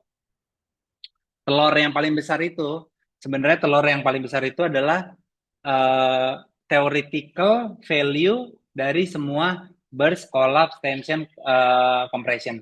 Kalau bisa dilihat nih, kalau di bagian tension, di bagian compression, di bagian internal pressure, kurang lebih kalau connection itu selalu sama di mendekati ke si telurnya itu, si von Misesnya. Tapi kalau bisa dilihat di bagian external pressure ini agak unik. Dia tidak mengikuti si kita bisa bilang si theoretical approach-nya, si von Misesnya. Makanya tadi benar-benar direct dari empirical. Makanya kalau buat collapse bisa dilihat dia agak sedikit ke atas yang ngikutin theoreticalnya. Nah, makanya kalau kita ngetes itu, kita pasti ngikutin collapse dari masing-masing API grades-nya itu sendiri. Itu next. Nah, ini mungkin kalau secara koneksi, kalau di OCTG buat yang flash semi flash itu yang paling eksis buat di deep water yang memiliki tension atau compression lebih besar itu menggunakan desain wedge seperti ini, kalau bisa dilihat. Nah, mungkin agak sedikit berbeda dengan Blue yang tadi ya. Blue itu traditional connection design seperti yang di kanan, kalau bisa dilihat, dia disebutnya itu buttress connection lah. Ini mirip kayak connectionnya buttress, tapi nanti bakal ada tolerance, ada desain-desain yang berbeda buat masing-masing premium. Cuman buat yang wedge connection ini kita bisa lihat dari kita step menyatu, hand tight dia masih ada sedikit ruang, tapi ketika forward tight dia bakal thread contact dari box dan pin di sebelah kiri ataupun sebelah kanan. Jadi ketika tension ataupun compression, loads-nya itu bakal terbagi dengan merata di connection-nya itu sendiri.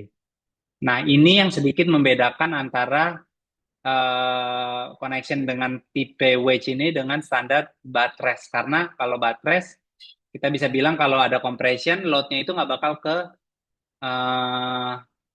thread-nya. Tapi kalau wedge itu load-nya bakal full di thread dan akhirnya bisa menciptakan compression yang lebih tinggi dibandingin standar connection. Mungkin next. Nah, ini sedikit gambaran aja seriesnya tadi ya. Di 500 series juga memiliki yang thread yang couple, tapi kalau kita ada dua jenis lagi, flash atau integral semi flash. Jadi kalau bisa dilihat gambar kedua dan ketiga itu kita sebutnya semi flash karena agak sedikit membesar di bagian OD daripada box. Sedangkan kalau flash itu dia benar-benar sangat-sangat flash, benar-benar sama persis seperti OD dari pipa. Mana yang lebih kuat antara flash dan semi flash? Pastinya semi flash lebih kuat secara tension. Compression bakal sama kalau di ideal wedge, tapi di tensionnya itu flash itu bakal sedikit lebih kecil daripada yang semi flash karena semi flash punya ketebalan lebih besar. Kembali lagi itu nanti dari masing-masing end user bakal define mana yang lebih penting, flashnya atau integral flashnya. Mungkin boleh ke next.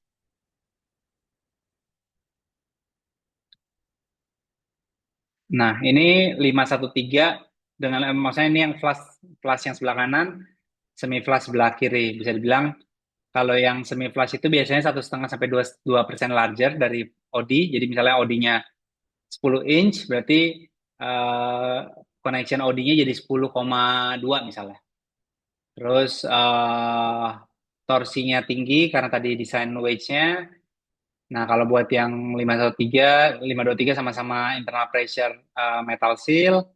Dan kalau dari keduanya ini, kalau kita menciptakan connection-nya itu yang interchangeable. Jadi kalau misalnya ketika ada bagian dari well-nya itu butuh clearance lebih besar, kita bisa 513, terus nanti kita ganti lagi ke 523. Jadi tergantung dari kebutuhan dari end user dan bisa di mix and match untuk grade PPF, OD dan PPF yang sama. Next.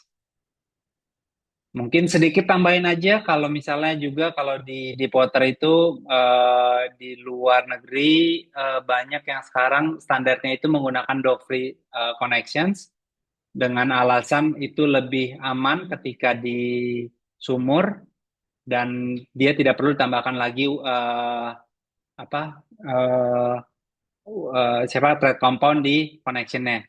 Nah, ini mungkin kalau misalnya kita ngelihat teknologi-teknologi running zaman sekarang, yang mana kalau misalnya bisa running tanpa manusia, biasanya wedge ini, Dove-free ini jadi salah satu solution Doveless ini untuk bisa menggunakan si free human ketika running. Jadi sangat-sangat aman untuk bisa di running. Dan kalau mungkin sedikit cerita, kalau Doveless ini teknologinya kita develop dari Norway, karena Norway itu sangat membutuhkan material yang sangat-sangat low, tidak ada kita sebutnya ya, pengotor lah ke lingkungan. Karena kalau pakai dop itu biasanya ada pengotor ke lingkungan. Akhirnya kalau misalnya menggunakan ini kita bisa replace thread compound, jadi nggak perlu dibersihin lagi. Next. Bang Fahmi, pertanyaan Yes, Bang, buat ngerame-ramein lagi nih, belum ada pertanyaan siap. dari teman-teman yang lain. Nah, Dopeless connection. Ketika misalkan aku beli eh, tubular gitu Hmm, banyak kan, biasanya ada backup over dan mungkin aja ada backup over backup. Dan itu akan gue store ke gue balikin lagi ke base misalkan gitu. ya. Nah, bagaimana sih perawatan Dopeless ini ketika menjadi stok? Apakah kita perlu tetap apply storage dope atau lainnya untuk bisa Oke. nge-maintain kondisi dia masih bagus? Yes, that's a good question. Jadi kalau misalnya buat yang katakan kayak sejenis, biasa kalau di INA itu ada 758 ya kayak landing string, itu biasanya kita make up. Sebenarnya itu kalau misalnya di trial yang kita lakukan di waktu itu di Europe, saya lupa di mana, sama di Porter juga untuk landing string menggunakan Dopeless, dia itu sebenarnya nggak perlu ditambahkan thread compound lagi, tapi kalau buat di Indonesia sendiri kita yang kita sarankan adalah menambahkan storage dope. Mungkin nggak perlu menambahkan storage dope di rig-nya, tapi bisa di storage dope ketika di field, misalnya di Tanjung Batu ditambahkan storage dope. Nanti ketika mau running, misalnya nanti bisa dibersihkan sebelum naik ke lapangan, baru nanti di running langsung dengan bersih si storage dope-nya itu langsung di running. Itu mungkin salah satu solusi yang kita propose. Walaupun sebenarnya kalau di internasional itu biasanya mereka running-running aja. Cuman kalau dari Indonesia kita define buat sekarang untuk lebih aman kita ditambahkan storage ketika ditaruh lagi. Biasanya buat Ah, landing string ya, Mas Panda ya. yes, Ya. Bang Fahmi. Oke. Jadi noted. Mungkin ke arah ke depannya itu kita nggak perlu kita apply storage storage dope lagi lah Betul. ya. Nanti kita bakal bakal inilah jadi ada beberapa improvement yang lagi dilakukan. Yang pengennya sih kita ke depannya tuh nggak perlu tambahkan storage dope lagi, betul. Roger, thank you Bang Fahmi. Siap. Pertanyaan selanjutnya ada dari Pak Rajin lagi nih. Monggo Pak Rajin kalau mau open mic. Izin Mas Fahmi, suara saya kedengaran. Siap, beneran. Mas, dari penjelasan tadi terkait dengan tipe connection yang thread and couple, integral semi flash dan integral flash ini, Mas, mana yang tipe connectionnya itu dari segi cost yang lebih mudah terjangkau sampai yang inilah segi bilang lebih mahal lah, Mas. Gimana? Terus Siap, apa yang buat jadi lebih mahal gitu? betul. Mungkin makasih pertanyaannya Mas Rajin. Relevan pertanyaannya. Mungkin kalau ditanya, wah harusnya semi flash flash itu lebih murah ya daripada thread and couple karena nggak perlu ada kita butuh material lagi si doples. Si thread si couple-nya gitu. Tapi dalam kenyataan ketika diproduksi ada satu hal yang mungkin agak sedikit membedakan antara flash, semi flash, dan couple. Jadi kita harus ngelihat dari size yang ada, dari grades yang ada, dari PPF yang ada, ininya apa? Kita sebutnya tuh eh, kalau di CNC machine-nya itu running time-nya mana yang paling cepat, mana yang paling lambat. Nah, biasanya flash semi flash itu lebih lama running si siapa? Si bikin CNC-nya dibandingin thread and couple. Nah, lamanya ini biasanya membuat cost secara keseluruhannya itu lebih tinggi. Again, case by case, kondisinya seperti apa, PPF-nya seperti apa, OD-nya seperti apa. Tapi in general, cost si flash semi flash itu lebih tinggi karena CNC mesinnya biasanya lebih lama. Karena lebih sulit bikin box daripada bikin ID, box daripada bikin pin dari connection itu sendiri. Kalau secara material, emang lebih mahal yang thread and couple, tapi semuanya itu akhirnya biasanya lebih di-driven dari cost si CNC machiningnya, berapa lamanya itu sih, Mas Rajin. Siap. Terima kasih Mas Fahmi. Yes. Bang Bang Fahmi ada Oh, lagi satu lagi dari Pak Mas Aryo. Aryo. Silakan Pak Aryo. Aduh, boleh nih nanya dikit-dikit nih. Saya Ya. tertarik nih yang 2 plus belum pernah tahu. Pernah dengar udah lama teman belum tahu detailnya. Itu jadi setelah trading kan biasanya kan ada coating, kalau biasanya kan premium pakai apa? Kayak yang copper semacam itu. Hmm, yang Bukan ini yang apa gold ya, phosphating tapi ya, yang kayak phosphating gitu ya maksudnya. phosphating ya yang Ah, ya. chemical itu. Itu jenis apa ya? Jadi kalau buat Doppler sendiri kita coatingnya itu dry coating yang kalau sampai sekarang pun kalau ditanya saya pribadi ya yang udah kerja lama di Tenaris pun belum tahu benar-benar coatingnya jenisnya apa karena benar-benar eh, kayaknya secret ingredients kita bisa bilang Mas Aryo. Jadi Tapi ya ya agak beda. Yang bisa saya tambahkan mungkin kalau secara aplikasinya itu agak beda dengan kalau misalnya phosphating ya. Phosphating kan dia dengan apa tuh dicelup nanti bakal dicelup terus ya. Kalau elektrolisis gitu. ini coating, ini benar-benar coating. Kita cara pengaplikasiannya kayak coating Kayak coat gitu. disapu-sapu, Ya, terus masukin oven gitu nggak mungkin? semacam kayak gitulah bisa dibilang. Ah, Tapi oke. kalau itu materialnya apa, saya benar-benar kalau sampai sekarang pun sangat baik ya Tenaris untuk menaruh secretnya. Jadi sampai sekarang belum tahu. Gak apa-apa, Siap, mau ini aja,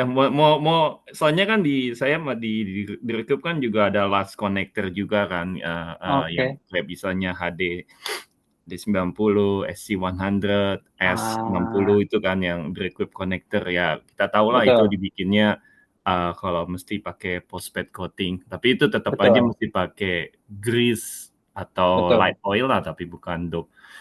Satu lagi mau nanya, kalau yang di zaman saya dulu main di completion di Vico zaman dulu, dia suka pakai connection RTS 8 itu yang dual step connector. Mau nanya, ini kan itu udah balik lagi ke Tenaris kalau nggak salah ya, itu Betul. RTS 8. Itu masih populer dipakai untuk deep water atau enggak ya? Dulu sih saya pakainya di badak.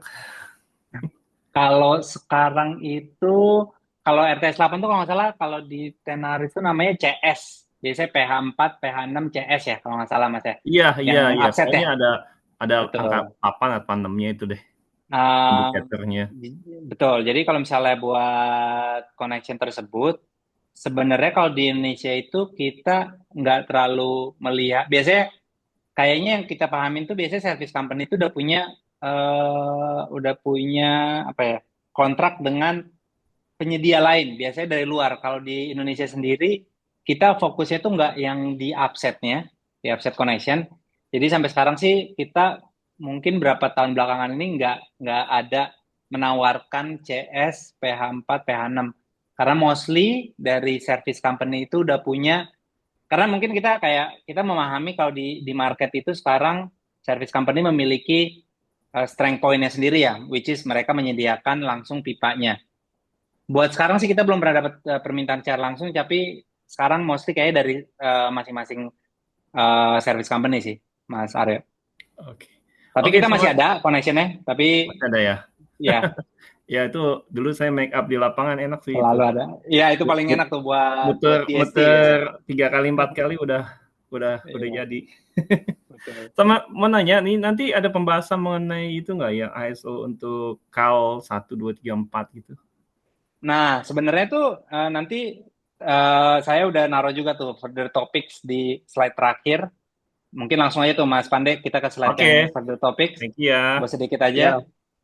Tapi nanti kalau misalnya ada topik-topik OCTG yang teman-teman di sini setelah training ada kayak pengen dong belajar tentang ini, dari kami pun dari saya pun open untuk bisa nge-share. Mungkin next satu lagi yang oh dua slide Mas Pande. ini Bang. Oke. Nah, ini. Jadi again kalau dari saya expertise di, kalau kalau ada training, kalau di Tenaris itu string design, material selection. Jadi kalau ada pertanyaan, jadi kalau yang buat hari ini menyiapkan benar-benar basis di deep water, bagaimana itu designing well-nya. Nah, nanti mungkin kalau mau yang lebih menarik, mungkin ada material selection. Dia nggak bakal fokus hanya di deep water, tapi bakal secara umum ISO. Kita bakal ngeliat dari ISO, terus nanti ada OCTG running practice-nya seperti apa, storage practice-nya apa, dan OCTG topics lainnya itu yang dibutuhkan apa. Mungkin nanti teman-teman bisa tuh sundul-sundul ke Bang Pande. Nanti kita discuss, nanti kita coba cari waktu lagi, dan mungkin ada waktu lagi gitu Mas Pandey untuk bisa sharing-sharing. Mungkin gitu. Siap, selalu ada Bang. Waktu lu Siap. lagi bisa, gue bikinin. Siap. Ada lagi Bang pertanyaan nih. Ya, Dari sebenarnya sorry banget nih ada yang kelewat tadi ternyata ada yang nulis di Q&A section di Zoom. Ada dari Yuda Satria, Mas Yuda Satria, boleh open mic kah? Kalau masih mau ditanya ini terkait sama pemilihan sizing. Tadi kelewat lah jauh saya, sorry. yes Mas Ya, Yuda. halo Mas.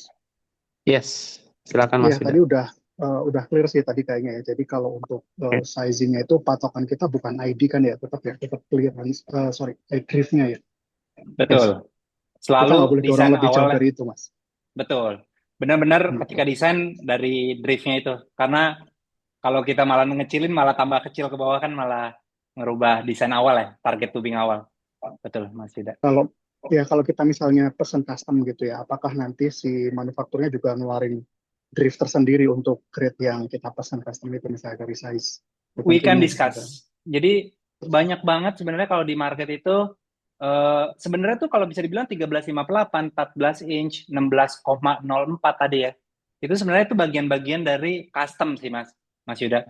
Jadi kalau misalnya di market sendiri biasanya kan cuma ngeliat dari API 5 City 5CT. Nah, kalau Mas ngeliat tuh di 5CT itu 1358 nggak ada, 14 nggak ada. Jadi kalau dari manufaktur biasanya kita bakal terima input dari end user, kita bakal coba analisis apakah it's something possible, nanti baru kita bakal go ahead untuk develop atau enggak gitu, Mas Yuda. Oke, Mas, terima kasih.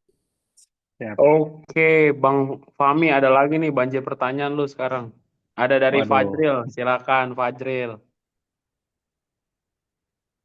Ya, makasih Bang Pandey, Bang Fahmi. Ya saya penasaran aja. Dia handlingnya waktu ngerunning kayak gimana ya Mas? Jil, Ada kenalan special dulu dong equipment atau Jil. enggak? Hah? Sorry Jil, kenalan dulu dong dari di mana Oh, iya. sekarang. Yoi. Sorry. Oh ya, Bapak Ibu saya Fajril, sekarang drilling engineer di Petro Cilacap. Salam kenal Mas Kenal. Oke. Iya. Itu pertanyaan sama misalnya yang Doples ini worst case-nya perlu cabut gitu. Itu bisa langsung di running lagi atau enggak? Yes. Makasih. Oke. Bang Makasih Pandey. Mas Fajril, pertanyaannya mantap pertanyaannya. Jadi that's a really good question. Tadi harusnya saya juga jelasin ya untuk flash semi flash, karena biasanya kalau running kapal kan enak aja ya, kita pakai lifting elevator, kita taruh di sampingnya sebelum si coupling, kita jadi gunain lifting elevator itu ke coupling kan, jadi enak tuh untuk diangkat-angkat. Nah, memang kalau buat flash semi flash itu dia agak berbeda. Ada namanya itu kita sebutnya lifting plug atau handling plug. Masing-masing end user ataupun manufaktur manggilnya beda-beda, tapi ada lifting plug, handling plug. Dia itu jadi kayak ada sejenis connection, kayak jenis small aksesoris kita sebutnya, yang di make up dengan hand tight aja di boxnya, dan itu dia bakal menciptakan sedikit kayak OD yang lebih besar daripada si pipanya. Jadi ketika pipanya itu misalnya 958-an, ini misalnya nanti ngikutin ID API berapa, misalnya 1058 atau berapa. Jadi lebih besar, dan dia akhirnya bisa duduk di si lifting plug-nya ini. Mungkin agak sulit karena belum bisa nunjukin gambarnya kayak gimana, mungkin nanti lain kali saya bisa nge-share, cuman dia itu bakal duduk di lifting plug dan akhirnya bisa diangkat. Dan biasanya lifting plug atau handling plug itu punya ratingnya sendiri, jadi misalnya dia bisa mengangkat seluruh casing, ataupun cuma mengangkat 1, 2, 3 casing, tergantung dari rating yang ada. Nah, itu handling plug-nya itu biasanya ketika mengorder dari casingnya itu biasanya bakal mengorder juga si handling dan lifting plug-nya ini. Ini sangat standar sih untuk end user yang udah biasa pakai flash semi flash untuk mengorder barengan sama si handling plug, lifting plug-nya. Terus kalau buat Doples tadi, kalau misalnya worst case harus dicabut, kalau misalnya dicabut terus nanti dicabut, terus nanti kan kita masukin lagi di koneksi, biasanya kita taruh di kita tutup sama apa namanya protektornya.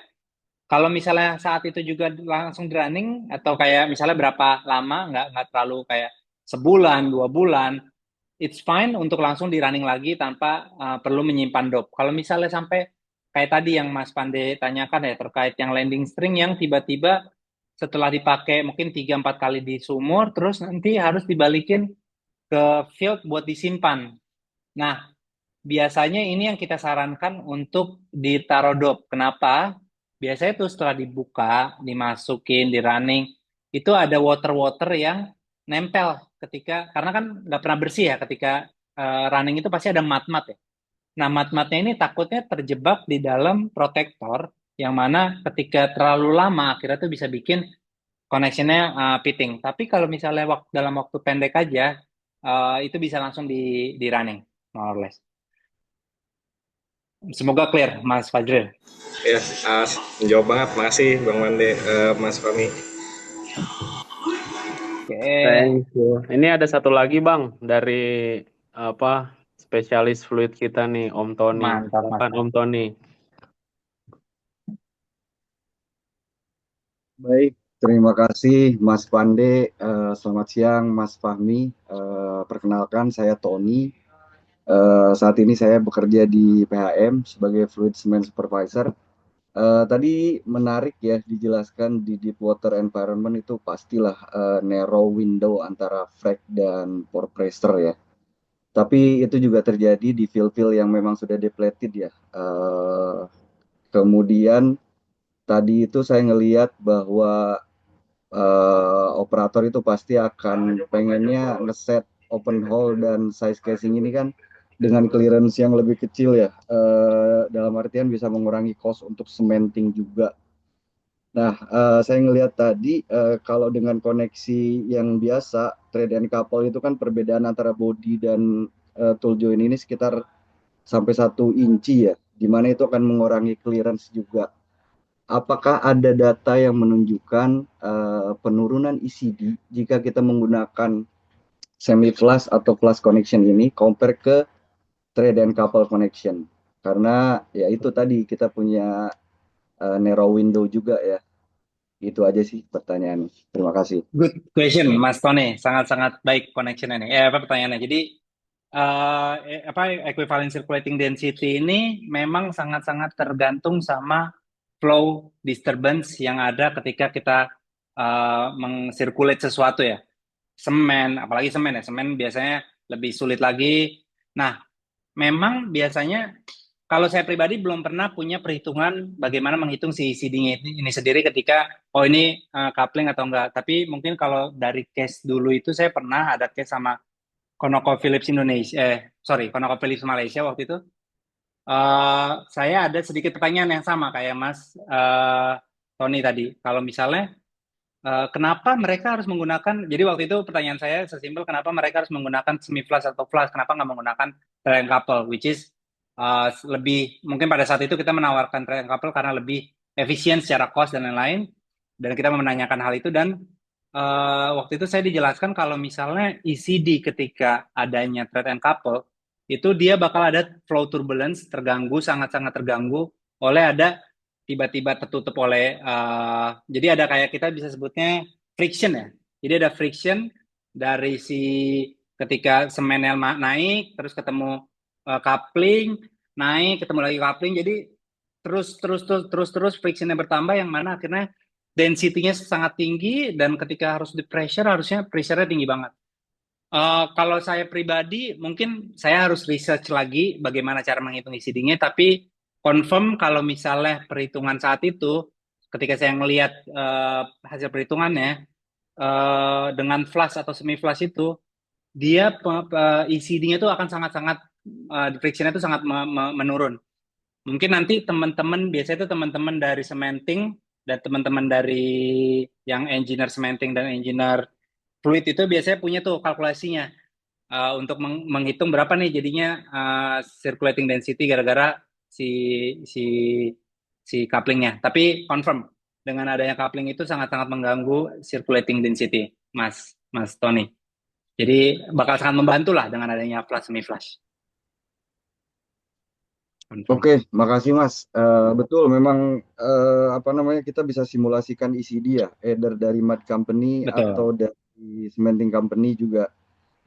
Karena yang kita input juga kan diameter si pipa, lubang, kemudian properties dari fluida itu sendiri gitu. Tapi memang mungkin saya nggak terlalu involved di apa-apa masalah simulasi ya, karena saya lebih ke operasional di lokasi. Tapi nanti saya juga coba ini deh nanyain apakah di simulasi terutama cementing ya, mereka consider diameter tool join atau tidak gitu ya. Karena tadi yang Mas bilang Betul. akan menurunkan lumayan signifikan ya. Dan itu menarik sih di case-case yang memang apa window-nya itu sangat mepet sekali gitu, dimana kita pengen nyemen sampai ke atas gitu kan, ternyata kita punya window yang tipis Betul, gitu kan. kecil, tipis. Mungkin Mas Pandey di sini ada teman-teman sementing, jagoan-jagoan sementing yang bisa advice kali Mas Pandey. Wah, siapa nih ya? Coba kita lihat dulu nih. Siapa tahu Ada apa simulate-nya. Iya, adakah tapi setahu saya kawan-kawan? sih nggak bisa disimulasiin kalau tool join Oke. sih. Cuman memang aktual Oh, di lokasi, simulasi lebih mudah. kita aktual yang kita dapat itu kan akan lebih besar sebetulnya daripada simulasi. Tapi kan banyak faktor ya, termasuk dari Betul, surface equipment juga kan yang tidak sama antara betul. simulasi dan real di lapangan. Kalau dulu tuh simulasi yang dilakuin salah satu contoh ConocoPhillips Malaysia itu dia simulasinya kayak dia ngelakuin dari service company sih. Saya ngelihat pas saya ngelihat simulasinya. Jadi saya sih masih beranggapan kayaknya harusnya ada sih. Cuman nanti mungkin kita bisa cari tahu juga tuh Mas Pandey dari Siap, teman-teman. kita catat Om Tony. Nanti gua tanya si Priska. Siap. Siap. Thank you, Om. Satu lagi Bang Fahmi ini sebelum dilanjutin lagi materinya ini dari Pak Aryo ini menarik sih, makanya kita coba naikin lagi. Kalau doples Boleh. dipakein dop itu efeknya apa Bang? Jadi double kah dari atau apa? Kalau buat doples tambahin dop itu sebenarnya kalau secara standar kita itu sebenarnya itu in a way nggak ada terlalu masalah, tapi si dopnya itu harus sangat-sangat tipis. Jadi kalau misalnya nggak sengaja ketambahin dop, harus kalau bisa sih nggak usah dibersihkan bener-bener dopnya bersih banget, tapi agak dihapus gitu. Jangan sampai dia terlalu banyak yang mana nanti nyebabin ketika di makeup tuh jadi eh, ketika di running itu si running running Trockton Charter tuh jadi sangat-sangat jelek biasanya. Jadi case by case kalau misalnya nanti kita ada biasanya kita ada field engineer juga ya ke sumur kadang-kadang. Dan kalau misalnya nanti ketika di ditambahin, ketika nanti ada masalah, mungkin ada saran-saran untuk menambahkan biar frictionnya lebih lebih rendah gitu. Tapi again case by case, dan kalau misalnya nggak sengaja tambahin cuma sedikit, kalau saran saya dibersihkan aja, baru nanti di running. Gitu. Nggak ada efek terlalu ini sih, biasanya nanti bakal kelihatan kalau misalnya nanti di summary si Stockton chart-nya shoulder point-nya di mana, nanti shoulder point-nya bakal agak sedikit beda. Biasanya shoulder point-nya either lebih rendah dari rata-rata atau either lebih tinggi dari rata-rata case by case. Oke, thank you Bang. Ini Mungkin ada ya, yang mau lu sampaikan di slide ini Bang? mungkin kalau yang di sini kurang lebih cuma gambarin aja appearance-nya kayak gini buat coating. Tapi mungkin ya itu slide terakhir itu kembali lagi nanti Yap. kalau misalnya ada ketertarikan dari teman-teman untuk memiliki apa tambahan informasi terkait how we define the material selection, karena jujur aja mungkin kalau 1,5 jam waktunya itu nggak bakal bisa kita untuk mengcover semua semua tentang oil and gas, tentang OCTG, karena banyak banget hal yang ada di OCTG. Tapi untuk material selection, running practice, storage practice, nanti bisa coba saya sama Mas Pandey discuss lagi, nanti mana yang paling menarik buat teman-teman. Nanti bisa bisa kita lakuin lagi, Mas Pandey. Mungkin itu aja sih kalau dari saya, Mas Pandey. Mantap, terima kasih banyak Bang Fahmi waktunya. Ini aku ngelihat ada perwakilan dari DPS yang lain ya yang ada di sini. Mungkin kita dengar dulu eh, Pak Afri. Mungkin ada kata-kata Pak Afri yang mau disampaikan ke pembicara kita.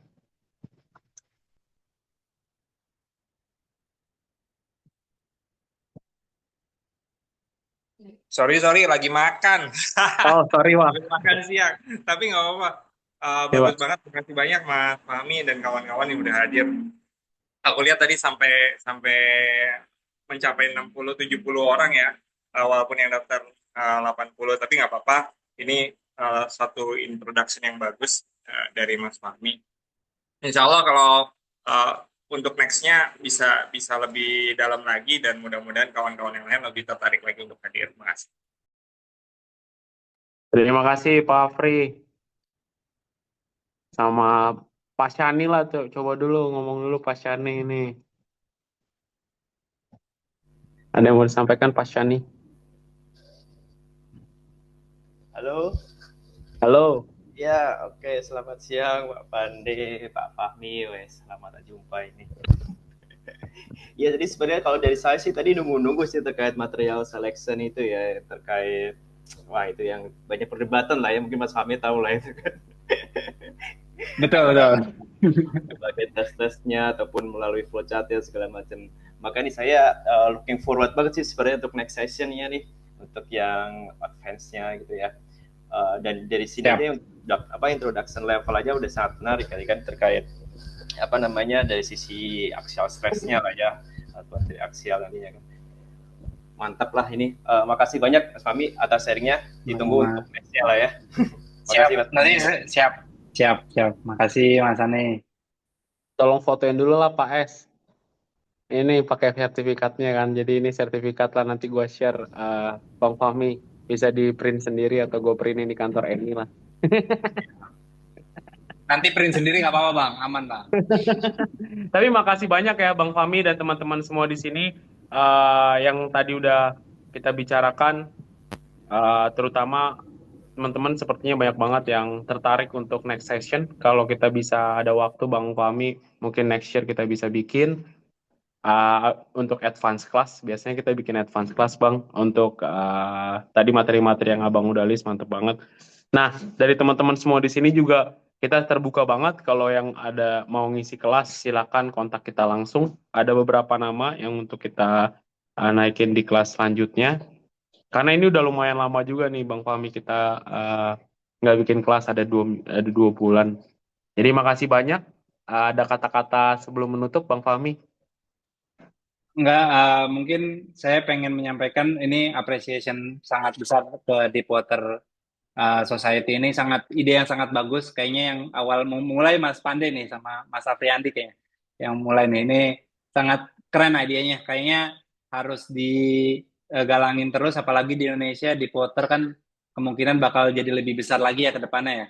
Nanti di timur juga ada Petronas rencana. Jadi mungkin sangat relevan sih Mas Pandey, dan really appreciate, really hebat lah idenya. Menurut saya jarang-jarang nih ada orang yang mau ngejalanin kayak gini, Mas Pandey. Nice job. Thank you Bang Fahmi.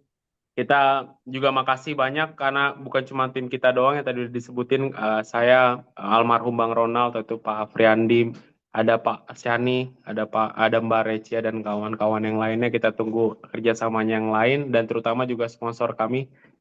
Makasih juga untuk Welltech dan juga untuk Warma yang selama ini jadi support kami. Kita tunggu Tenaris juga yang udah tadi tampilkan produk-produknya. Iya.